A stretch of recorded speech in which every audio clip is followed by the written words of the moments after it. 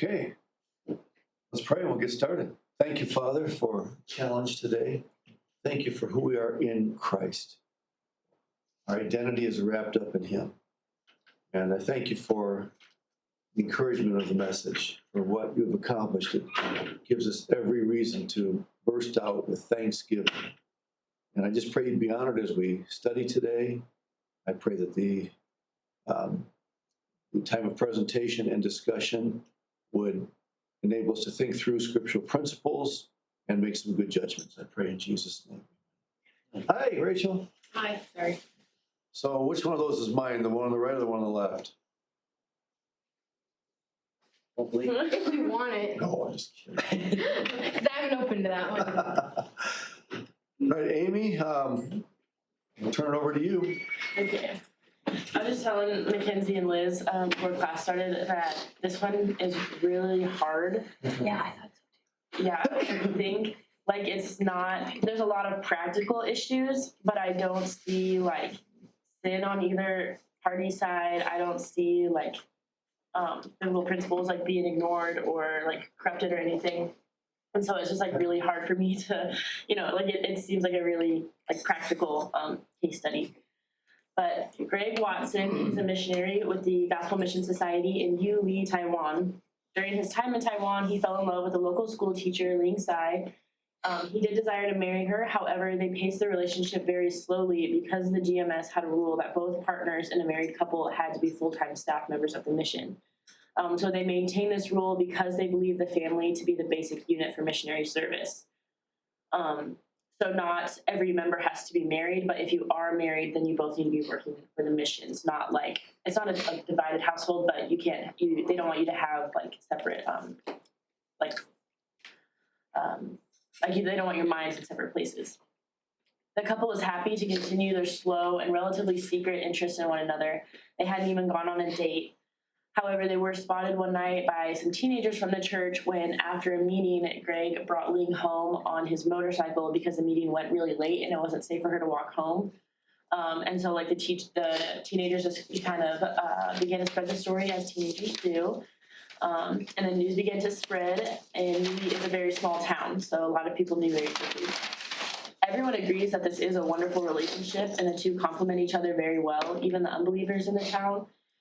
They both think they're great. They're like both spiritually mature. It is a really good relationship besides the policy of the company. However, even though Ling Sai serves consistently at the mission, they cannot marry while Ling is under a 5-year teaching contract at the local school and Greg is working for GMS. Eventually, a local newspaper printed a mistaken story from the reporter for the newspaper was a new Christian in the GMS, and he reported that the couple was soon to be married. So Ling Sai's father, the case study mentioned that like a lot of relatives were asking after they saw the story, and he was kind of like tired of being like badgered with questions, and he was also tired of like not fully understanding the situation and why they weren't getting married. So he urged Greg to marry his daughter as soon as possible, and as a result, the two were unable to see each other until Greg returned his answer. So when Greg tried to explain the rules of the mission, Ling Sai's father was angered that the organization was controlling their marriage, and then he accused Greg of shirking his responsibility to Ling Sai, just like American soldiers in Taiwan had done in the past. So there was already a bad reputation there of Americans in Taiwan. Now Greg and Ling must be married in a few weeks to keep the testimony of the mission in the community, but that would mean breaking GMS policy. Furthermore, if the couple married now without Ling joining GMS, Greg would have to stay in town for 3 more years due to her teaching contract.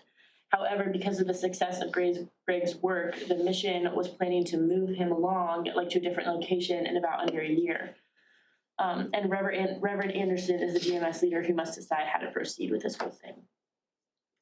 So I said the main characters were obviously Greg. He's a missionary at the Gospel Mission Society, and he's a faithful worker with a thriving ministry. He's carried out a respectful relationship with a local girl. However, the relationship has gotten difficult due to cultural differences and company policies. And then Ling Sai is this girl. She's a local Taiwanese school teacher. She is a Christian who consistently spends her time serving at GMS. She even said like she's practically an employee there. She's eager to serve the Lord. And even considers herself an informal employee at the GMS. And then Reverend Anderson is a leader of the GMS who ultimately makes the decision of allowing Greg and Ling to marry against the company policy or not.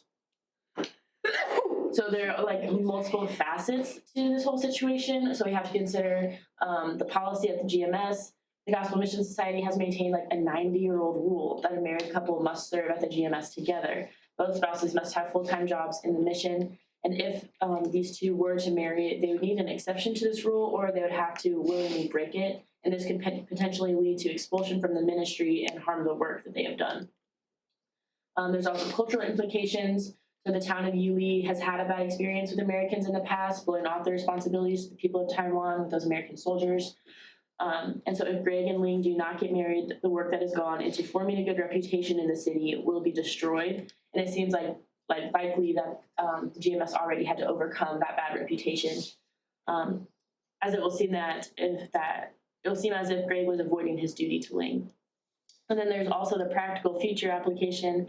If Greg and Ling were to somehow get married while he is still working at GMS and she is still teaching, there will come a time when the mission needs Greg to move locations and Ling is still under contract to stay in Yulee. So will the couple have to separate for a few years? Will Ling break her contract, or will Greg give up his ministry at the GMS? That whole thing is really murky. So the alternatives are either they do or they don't get married. Greg and Ling, if they don't get married, the Mission Society would possibly be labeled as just more Americans who treat the Taiwanese poorly by avoiding responsibility. However, Greg could continue serving at GMS and Ling would be able to finish out her teaching contract.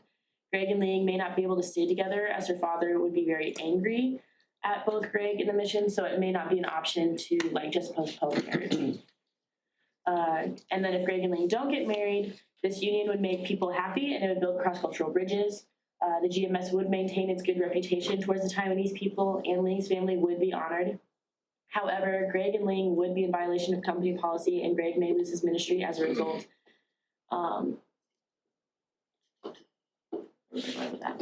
May lose his ministry as a result. He could possibly continue to minister in Taiwan without the support of the GMS, but that would prove really difficult, I think, to not have someone backing you when you're on the mission field. If Greg stays employed at GMS, he and Ling would have to navigate the following years very carefully also. And so I said, but I don't have a hard and fast decision on this. This is super, super hard. So I'm going to give my alternative, but don't come for my throat if you disagree with me. Unfortunately, I do not think that Greg and Ling should be married, at least for now. Romans 1 explains that we should submit to authority that God has placed over us, and Greg is currently under the GMS's authority. While I do worry that this could cause tension between the mission and the people of Yulee, I would hope that they have maintained enough of a good standing over the years, as this has been a long-standing mission, that the Taiwanese people would be forgiving. Maybe the mission could explain the cultural issue that is creating difficulties. And even if Greg and Ling do get married, I think it would require Greg leaving the mission so as not to break the policy. And I think this could cause a lot of difficulty for him on the mission field without support. And I believe a marriage should enable both parties to serve the Lord better. While better does not mean easier, this couple could definitely still serve without, and this couple could definitely serve without GMS, but they both have good ministries currently, and I would not be eager to mess with that. This is a very difficult predicament, however, and I cannot say that I'm far set on any solutions. Is what I said. What's the problem? All right, ladies and gentlemen, have at it.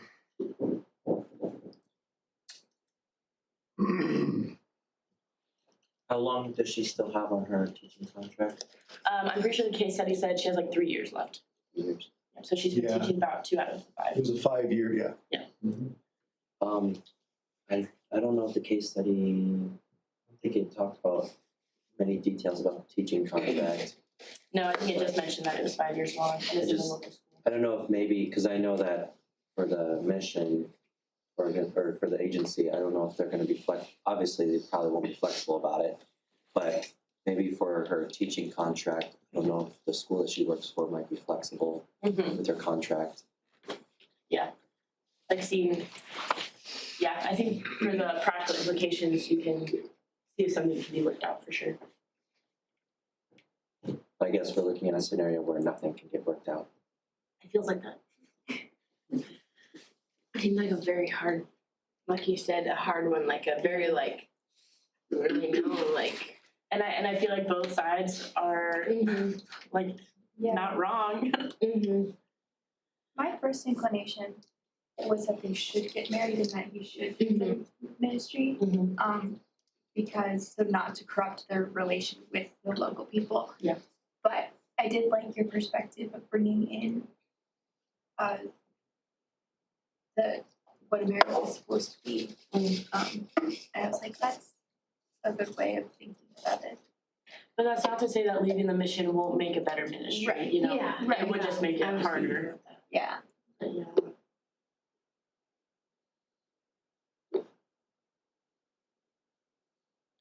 Is there a way for him to, I guess, take a leave of absence from the mission, get married, and then when her contract is up, get back into the mission? I wonder if that'd be something they'd be interested in. Yeah. I didn't think about that. What's that again? Say it again. Where Greg takes a leave of absence, or he steps down from the mission for those cumulative years, as they're married and she's still in teaching, and then when she's done, just join back together. One thing that the case study does not tell us that would be important in answering your question is whether or not his visa depends upon employment in this mission, because it's very common for that to happen, which would mean if he would leave, just like a student that comes here on a study visa, if that student drops out and decides to take a year off, normally under United States law, they can't stay. So there's probably a chance that if he were to temporarily resign, unless he would still be considered employed somehow, but you're still not escaping the. Yeah. If he left the mission legally, he might have to leave the country. I wonder, I know this is probably not one of the options they really want us to think about, but if the mission could give them an exception because she's so closely related to their company, so even though she's not technically a full-time employee, she has been working closely with them, and she has obviously been serving with the mission and sort of in this mission capacity. So if they could give them a temporary exception until she's done with her teaching contract, and then she can become a full-time staff member.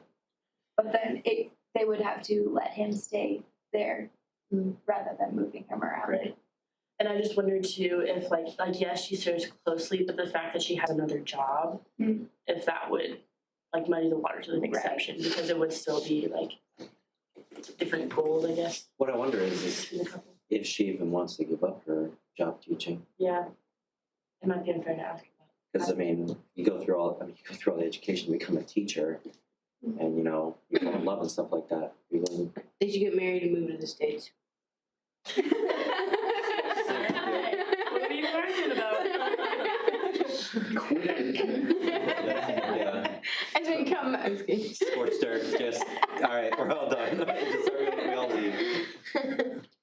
Wait, is the girl American or is she from there? She's Joshua. She's Taiwanese. Okay. So they would have to go through the immigrant process, which I've heard is not The that thing easy is, I either. don't think that even with her having that job, I don't for me personally, I didn't see the issue with her still keeping the job because she does stuff with the ministry, but I also see her teaching as a part of her ministry because that's could bring some of her students because of her testimony and stuff. Because from what I got, the community is pretty small. They know who they know who she is. They know about the relationship. Even people outside of the society know too.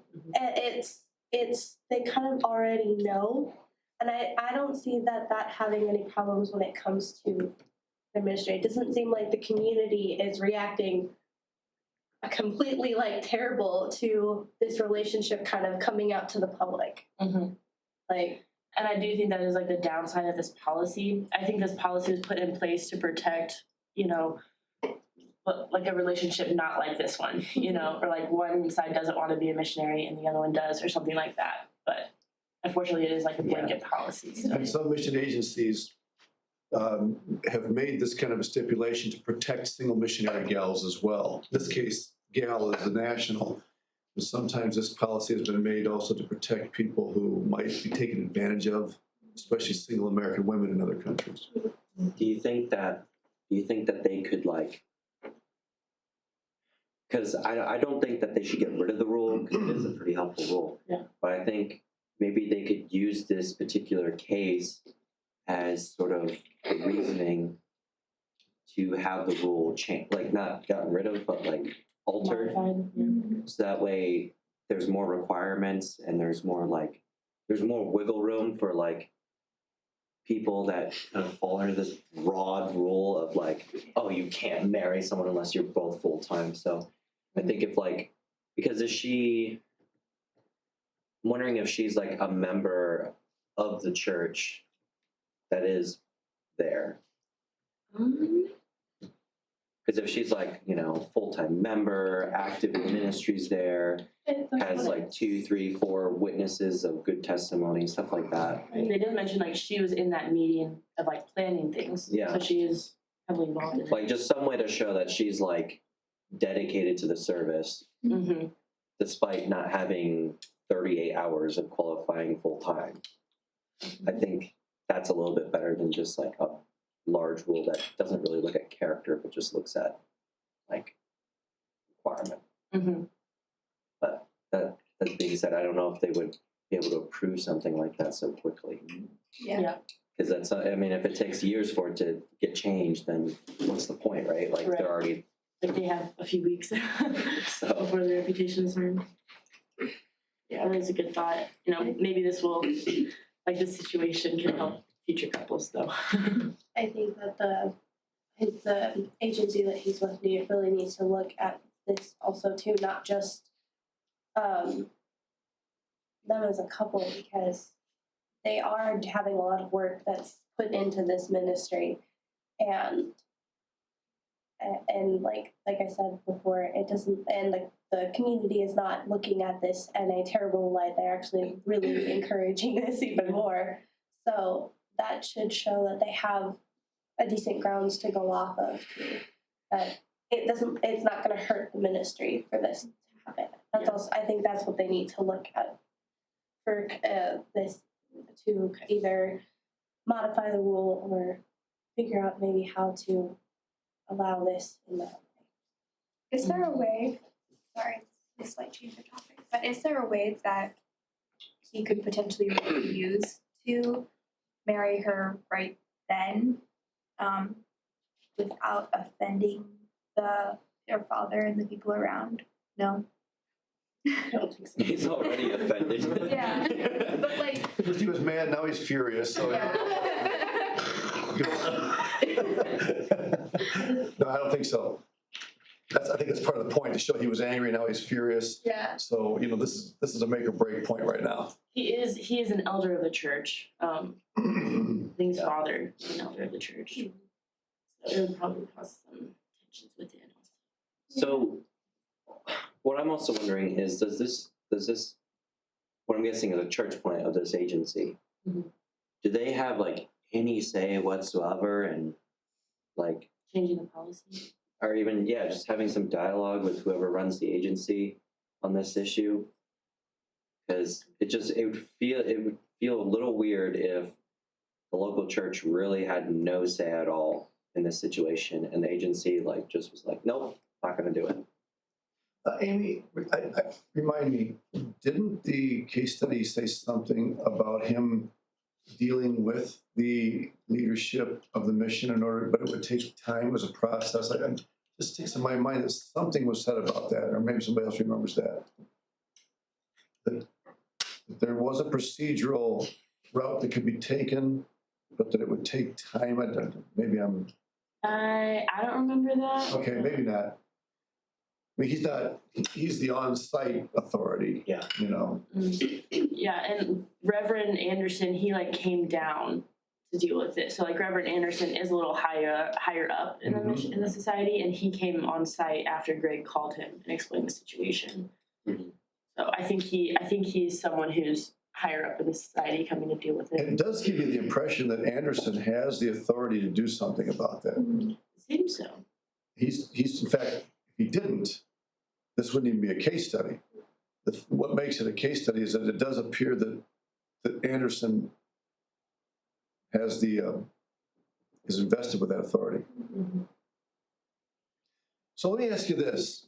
We're dealing with a rule, right? A policy rule, okay, on the end of the missionaries. How about on the end of the Taiwanese? Are we dealing with a rule here or not? I'm trying to weigh these two against each other. Well, Like, for, I'm sorry. For Ling, she is looking to marry a person who is under that rule. So while they might not be necessarily under the governance of the mission society, she should still be recognizing and careful of the rules that he is under. So like if someone here were dating someone who didn't go to faith, they would hopefully still respect the rules that they are under here at faith, even though the other person might not be under those same rules. Yeah, the problem here is it doesn't seem like it's even in her hands at this point. See, now the problem isn't Ling Right. versus the mission, it's the mission versus the cultural moray. Yeah. And Ling is kind of just a part of this, but she's not the decision maker in this case. I mean, she could potentially break off the marriage, but she would, in that culture, probably have to do that through her father. Her just to say, I'm not marrying him, is a very Western idea that probably wouldn't work there. So the question I'm asking is the cultural norm that they're up against here, could it legitimately be referred to as a rule carrying the same kind of weight for them that the rule carries for the mission? I would say, in a sense, yes, because they are that is what they follow, and you kind of basically have two rules up against each other. Exactly, and I agree with that. Even though it may not be expressed in writing in the same way in a document, it's still very, very much a rule by which they live. And I would say too, like the fact that they have procedures of like, okay, the like question for marriage has been asked, so now they can't see each other until he returns an answer. Like I think that would like support that also, that this is like a whole process. So do you all agree that somebody's rule is going to have to be broken? Yes. Yes. Is there? Yeah. So that should help us when you realize, and you said, somebody said it's kind of like an impossible situation. It is if neither of the two rules can be morally broken. I think the question that we're asking here is, can either of these two rules be morally broken or broken without moral consequences? Right? I think that would be the society's role easier than the cultural role Why would you say that? because of her relationship with the society. And I don't know, cultural norms and roles seem more foundational than company rules. And then also because she has such a close relationship, like in the beginning of the case study, it says she insisted that she had already considered herself a staff member of the GMS, and the ministry that she is doing proved that. So she is already working very closely with the GMS, and while she might not be an official member, she is very closely related to them. Right. And then, Some of you have taken cultural anthropology, right?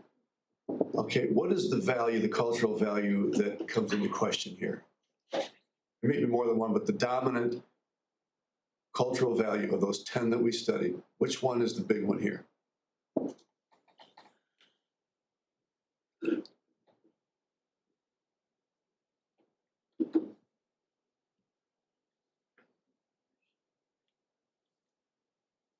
We're talking about rules here, right? are you thinking of particularism versus universalism? Yes. So explain again, how does that, what's that do to this? Particularism is rules only apply to certain people. So, like if a government person or like a high person in the government was pulled over for speeding, or might not be pulled over for speeding, and he wouldn't face the same consequences as if a layman was just pulled over for speeding. Well, universalist is all rules apply to everyone at all times. And that's kind of what you've got here. When we think of the policy at GMS, we think, okay, this is a policy. And from a Western vantage point, we think policies are policies, rules are rules. They're looking at it from a Taiwanese culture saying, you mean to tell me that you would put an impersonal institution above people? See, this is one of the biggest reasons why many cultures are particularist, is for that very reason. You're telling me that we have a priority to obey a corrupt government that doesn't even know who we are over and against our own family members? If something happens, we have to take action? How absurd, how ungodly, how unfeeling can that be? See? Because to them, it's an entity versus real people that you love and are close to you. And that's why he's mad. He can't figure this out. How in the world could an organization carry more weight than the people you love and work with? Does he have a point? Yeah. Some degree. So if you're going to bend somebody's rules, then who's he going to bend? That's the question. Okay, let me ask you this. Does the society have the ability to make an exception to the rule here? I mean, they made the rules, so I feel like they can make the exception. Who makes them can change them, huh? Yeah. And you're right. If mom and dad make rules for their kids and then, a year later they say, we're not doing that anymore. Or if mom and dad say, I'm going to make an exception for Susie because, now Billy might want to, get really mad about that, but, if God says that if you commit adultery, you're going to die, and then David commits adultery and God says you're not going to die, we talked about that in that very. So if you think about it, just about every institution that exists, even in a very universalistic society, has some sort of slush in there. Very, very few rules in any society are so rigid that they could never, ever be violated. You might be able to think of some. So that's just something I want to throw in there. The universalist versus particularist mentality is really what's going on here. This thing. The biggest thing that I can think of, like the downfall of making an exception, would be if someone else down the line in a different scenario would be like, we made an exception for this couple, so can I get, Mm-hmm. that'd be the only thing I can think of. If there's an exception now, I think they would have to make a change to the rule in general because you're going to have that down the line, like in any situation. Yes. But I think we also need to understand that if they did make a change, the change wouldn't have to be a 180-degree turn. In other words, completely eliminating the rule. They could add a clause saying exceptional situations will be considered by the board. And yes, you say, well, that sets a precedent. Well, it might, but that happens here at school. Yeah. The president gets up and he says, the first 2 weeks of school, no matter what you did, you come and tell us. Well, the handbook says you do something, but the president gets up and says for the first 2 weeks, is he violating the handbook? No. He understands, as student life understands, that there is a certain amount of elasticity built in to the rules, so that and some of you may even be beneficiaries of that. I'm not going to ask for testimonies, but there are people here who have not been dealt the law because of some extenuating circumstances that enter into the discussion. So very, very few, pure universalist cultures really exist. Yeah. But you do have to ask the question about precedent, So all I'm saying is you can leave the rule intact, but then allow for exceptional situations to be dealt with by. And you just simply have to entrust. You have to trust the wisdom of leaders not to abuse that elasticity. But to say that you can't have any, it's going to be. And most agencies understand that. When you're dealing cross-culturally, you simply have to recognize that there are going to come moments like this when you have to say, can we really force this in this situation? It's hard. Go ahead. What I find hard is that, like, if it's been a rule that's been around for a really long time, Mm-hmm.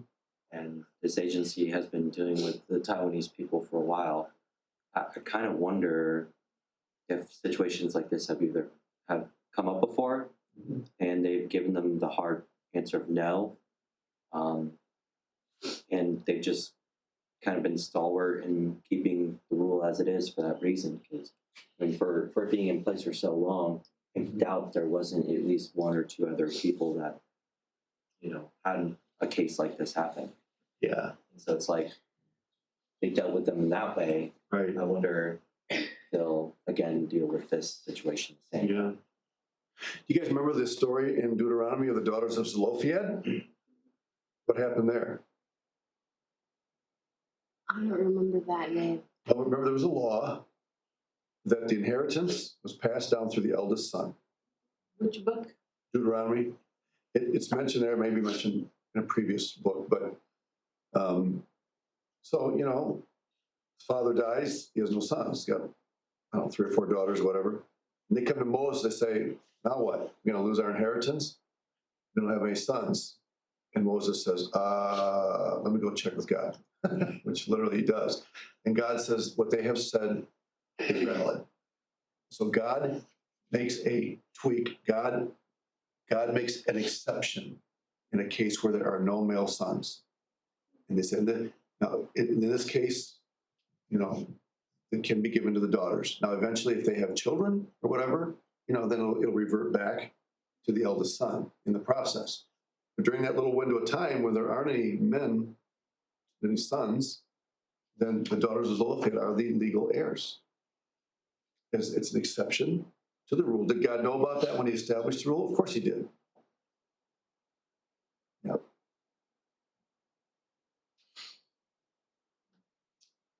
Yeah, but that's God doing that. Wait. I'm not trying to say these are terrible people, but people on this board actually consider that. Okay, yeah, but there are certain things that God does that serve as patterns for us to follow, right? Mm-hmm. God is the ultimate authority, and yes, God's not man. Yeah. But I don't think it's wrong in a case like that to look and say, perhaps, if the Lord himself sees room for elasticity in some of the things that he's established, then, maybe he wants to teach us to do the same. Yeah. So in the scenario so obviously if there's a scenario that they are lenient on the rule and they're flexible, everything works out. But what should Greg do if they aren't flexible on the rule? Then he has to make a choice. And, one of the things you mentioned was the possibility of him leaving the mission, in which case, again, he'd have to consider the legal, would his visa still be valid? Yeah. If so, he has to decide, is it better to, surrender that ministry and marry her? And then, because there are always going to be more ministry. Assuming that he doesn't have to leave the country, that might be the best decision. You might just have to go to Anderson and the other guy, Myers, Dr. Myers. Yeah, and say, I'm going to have to leave at least for a while until she finishes up her, and then we'll see how the Lord leads. And if I were in the position of those guys, I would certainly understand that. I wouldn't come down hard and say, you can't do that, you can't forsake. No, that might be the best bet. It would communicate to the Taiwanese that even though he loves his coworkers and is loyal to them, he also wants to be very considerate of them. And then future ministry opportunities would be much more viable in the future. Yeah. But again, we don't know about the visa. That's the problem. Do you think Greg could convince the father to let him wait for Ling if, I don't know, he tells him, because obviously as an elder of the church, he probably knows about the story of Jacob and how he waited like 14 years before he could like have Rachel. So it's Yeah. like, Technically, it was 7 years and a week because it was 7 years. He got married to Leah, and then a week later got married, and then worked 7 years. well, yeah, that's But still, he had to Still work 14 doesn't years. work. it's like 14 years of hard labor. Yeah. Well, here's one thing. Okay, what if he went to his father and he said, this whole thing about our relationship was aired, publicized based on false information, right? I mean, where was it? Amy, you talked about the false. Yeah, a local newspaper printed a mistaken story. Mm-hmm. The mistaken story was basically they were engaged, right? I mean, it's They're gonna be married, yeah. yeah. Kind of like that faith. So yeah, he could go to his father and say, "This would not have happened had it not been for misinformation Mm-hmm. that was given." The problem with that is that even though that may be true, it's gone far enough down the pike by now that to try to reverse all of that based on misinformation in the news is probably not gonna reverse it. But I also wonder if like the guy can even wait that long. I mean, if he's like super in love with this lady, and he wants to marry her, have a family with her, things like that, and minister with her, like just from a basic perspective, like that's gonna be so depressing. Yeah, but see, if he breaks off the relationship saying, "I'll wait till later," there won't be any later for them, because culturally he is shirking his duty. Yeah. To break off the relationship is to shirk his duty, and that's the end of their relationship. I mean, unless God does some sort of a miracle, But you understand what I'm saying? For in that culture, for those two, it's now or never. Oh, so no matter what, he's got to get married. If he's going to fulfill the cultural expectation, the cultural norm here. Mm-hmm. Would it be offensive for the family if he did decide to quit the mission society and marry her, but he knew that by doing this he would have to go back to America and work on his visa? Would that be offensive for him to be like, I will marry her, I want to marry her, but in order to do so, I have to go back to America for a little bit? It's possible. I mean, if we're talking flexibility on the part of the mission society, is there no wiggle room in their particularistic society? In other words, it would seem logically that a particularist society would have even more to give, to flex. And so that would be a possibility. If he knew he would lose his visa, it might be a conversation he could have with the leaders. What's the culture? Just like she. What if while he's there, he has a visa? If he gets married to her, does that change his visa or ability to have visa? Because then he's married to a native. Yeah, I don't know if that would change his visa. The question more is, what would be her status? 'Cause, I mean, if his visa runs out after so many years here, then what's he do? And that is a question. We're not given. Or like she said, like plan on getting married and like even if he has to go back for a few weeks or something like that Mhm. to figure out how to get a different visa or something like that that's planning on him to move Yeah. and live there because Yeah, he's getting married. Yep. Or maybe they get married and then he goes back for a few weeks and gets Right. a new one and comes back or like right. Yeah, if he brings up we're talking about the legal issues pertaining to the society here. If legal issues pertaining to the government come up, it might give him some leverage to talk to the father and say, I can't do this, under these circumstances legally. So I am going to need some time. Can you help me? mhm. And plead to the father for help. And if you do that, rather than saying, I can't, this is the way it's going to be, if you go to the father in a society like that and say, I need your help. I know this is the cultural norm. You're asking us to make an exception, which we're willing to consider. May we not also ask you to make an exception in some way to help us? See, now you're not telling the father, this is the way we're going to do it. You're telling the father, I want you to help me. In a sense, you're submitting, you're showing respect for him and asking him what strings, because in a particularist culture, normally you are expected to be able to pull strings because things are not as hard and fast. So, it's the tit for tat thing, right? And that may be But we don't know how to discuss that because we don't know what the legalities are of his visa. That's the issue there. But assuming that there would be issues, yeah. We're considering making an exception. What do you do on your end for us? That is a legitimate question in most any culture. Bartering,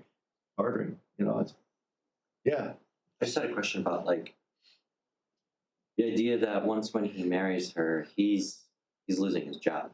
Mhm. And so I wonder what the cultural implications of that is for a newly married man to have no job. And that, You mean if you left the mission? yeah, because if he gets married to her, like, and they don't give him an exception, Yeah. he doesn't have a job anymore. Yeah. To me, Jade, yeah, that's true. To me, the best, perhaps workable scenario right here is for both the society and the family to work together to see what can we both give. And if we can both give something to make this work out and explain it to the culture, to the people, the families, and the community, I think it's not that necessarily all the rough edges are going to be eliminated, but perhaps ones that would cause ongoing hurts, pain. Perhaps it's temporary discomfort on both sides to help get us through this will enable us in the long run to see good results. This type of thing happens all the time on mission fields. You know, sometimes we Americans, this is the rule, is the way we got to live. Forget it. But, we want other people. There has to be give and take. So I think give and take, Amy, might be bartering, we can call it whatever you want, negotiating, might be the best, at least initial route to take. Yeah. How rigid is this 3-week thing? Could it be a couple of months? I mean, come on. You ask if the society has ever made exceptions before. What about their culture? Have they ever made exceptions before? Mm-hmm. Because we're almost trying to view them as as a universalist culture by saying their cultural norms can't change. Well, sure they can. And they have already said, like her father offered to pay the wedding expenses that's traditionally covered by the groom. Mm-hmm. Yeah. And Ling also said, like she told Greg, I can't understand the difficulties of your position. I do love you and trust the Lord will open the doors for us. Don't worry. So Yeah. She's being understanding too. So Sure. there is. The fact that her dad is already making some concessions and doing something that's not traditional shows that there is room for Mm-hmm. some wiggle room there. Showing respect for him, the biggest issue for him in this, Greg, is knowing how to show respect on both sides of the equation and being very humble, because that kind of an attitude will go a long way in opening up the conversation on both ends. Yeah. Because like you said, Amy, at the very beginning of the class, neither one of these represents some sort of a biblical norm or immorality, or it's not. It's not. So, yeah. My parents went to Taiwan for like a couple months before they had any kids. They said you're always wet. You're always what? Wet, because it's just so muggy and hot, but also it's just like. But what time of never year were they dry. there? That because it's not always that way. There are, like here, you have different. See, somebody comes to here on a windy day and say, "Man, Iowa, that's windy." I've lived here for 2 years. It's always windy. Like that's what I think. It's so windy. Yeah, but that's one thing to keep in mind, though. What time? Anyway, good. Well, the discussion's been very helpful, and we're not going to walk out here with a pat answer because there isn't one. But I think we've arrived at least at something that could make room for. There's going to be a little bit of pain on both sides. It's better that than to throw it all on one side or the other. All right. Amy, anything else you want to, does that satisfy you, or do you? I'm satisfied. You're just satisfied to get over it, right? Yeah. All right, so we'll call it good there. Let's see. Rachel, you're on for Costly compassion. number 62, costly compassion, and then Will, you're on summons by the police on the 26th. That leaves Jade and Kenzie for the last week. All right, guys, thank you. Yeah, you're